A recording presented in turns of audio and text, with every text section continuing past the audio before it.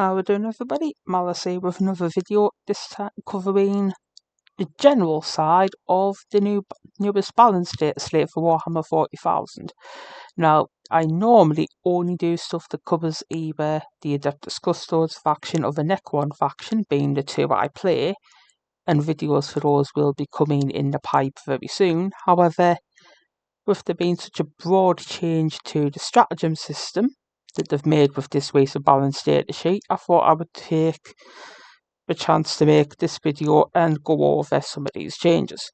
So let's start off with the first section that's changed, modifying the Strategem's command point cost. Now, you have various characters and things that can either use a stratagem for no command points or reduce a certain section of stratagems and such, but they've tidied it up and it now reads as such. We will also enable you to target a unit from your army with a stratagem for 0 CP, but they do not specify the name of the stratagem, e.g. a Space Marine captain's rights of battle ability. Instead, reduce the costs of that stratagem by 1.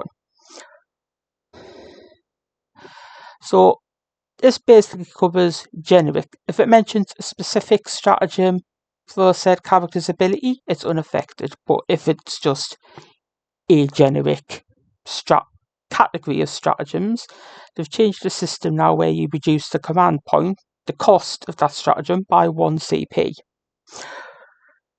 So it's a nice change. However, it goes on. If a model has a will that once per battle increase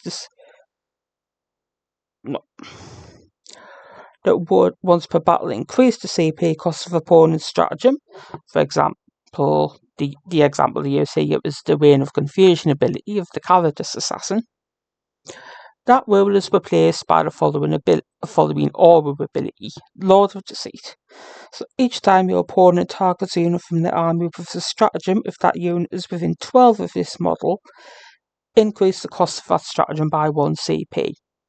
So what they've basically done is, in the case of the Cowardice, taken its old Wirral and turned it into a bubble ability. So if you use a stratagem within a 12-inch bubble around it, it's a point more expensive. We'll have to see how that works out in live gameplay with tournaments and meta watchers and such in the future, but that is how things stand now. The next section that's been tweaked. Stratagems that can be used more than once per phase stroke turn. And this section now reads, part of the rule that allow a player to use a stratagem even if they have already targeted another unit with that stratagem in the same phase can only be used if the name of the stratagem is specified in that Wirral. Similarly, if a stratagem is limited to 1 use per player per turn, and they use Overwatch as an example in this, per battle round or per battle, such parts of that Wirral can only be used if the name of the stratagem is specified in that Wirral. Now, there's a lot of words there. Could be a bit of grey area, but they've thought ahead here with Games Workshop and have given examples. So, the example they give references to Space Marine Captain's rights of battle ability.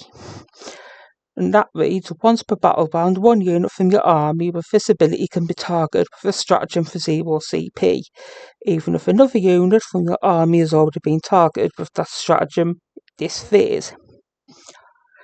As this ability does not specify the name of the stratagem, the part of this ability that modifies the CP cost of the stratagem follows the modifying the stratagem CP cost rules, which we've just gone over.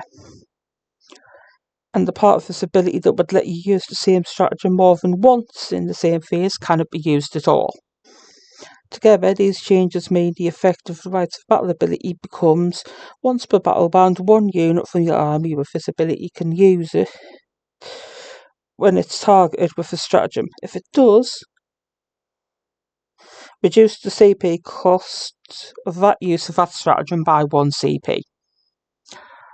So they've kind of made 2 Wirrals to merge into 1 Wirral is the way I'm reading it. kind of cleaned it up a little bit as well, but that's how modifier. That's how the stratagems that can be used more than once in a phase per turn works now. The final thing when it comes to stratagems that they've tweaked, stratagems that prevent units from being targeted. And this reads, if a stratagem has an effect that says the target unit can only be selected as the target of a ranged weapon if the attacker model is within 12, or cannot be targeted by range attacks unless the attacker model is within 12 inches. For example, Halo and Soulfire that they give here. That effect is changed to say can only be selected as the target of a ranged attack if the attacker model is within 18. Yeah. And again, they give an example of how this would work. So the example they give is the effect of the Grey Knight, Halo and Soulfire stratagems, which now becomes, until the start of your next movement phase, your unit can only be selected as the target of a range attack if the attacker model is within 18 inches. The final area of stratagems that they've tweaked concerns stratagems to add new units to your army. And this reads, if a stratagem has the effect of adding a new unit to your army that is identical to your destroyed unit, and examples to cite here is join the hunt, unending waves, reinforcements, etc., add the following restriction to that stratagem. So you can now only use such stratagems once per battle. Whereas before you didn't really, you were kind of as long as you had the CP, you could use them. So they've just changed it now to a flat blanket, once per battle, you can use this. Bang, end of discussion. And as far as general rule changes go from this one, that about covers it. So, what do you think of these changes? Are they good? Do you think they're good? Do you think they're bad? Do you think they've changed something that didn't really need changing in the first place? As always, let me know in the comments, and until the next video, I shall see you then. Bye!